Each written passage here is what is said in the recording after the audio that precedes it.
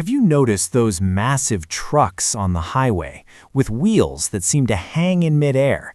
The truck is moving, but some of its wheels aren't even touching the road. It looks wrong, like something's broken.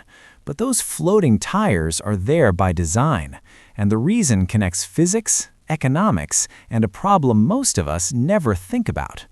But why? Roads aren't as strong as they seem. Asphalt and concrete can handle cars just fine, but heavy trucks, they create pressure that can crack and destroy the surface. Governments know this, so they don't just limit how heavy a truck can be, they limit how much weight can press down on each axle. It's about concentration, not just total mass. This is where those extra wheels come in. When a truck carries a heavy load, the driver lowers additional axles. More tires touch the ground, the weight spreads out, pressure drops, and the road survives. But here's the clever part.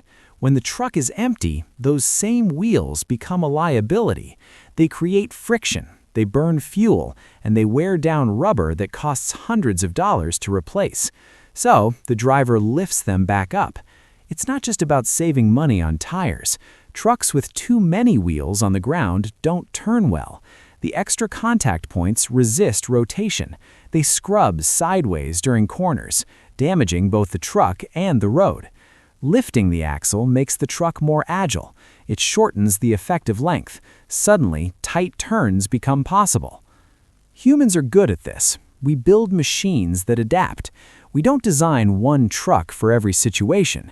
We design one truck that changes depending on what it needs to do.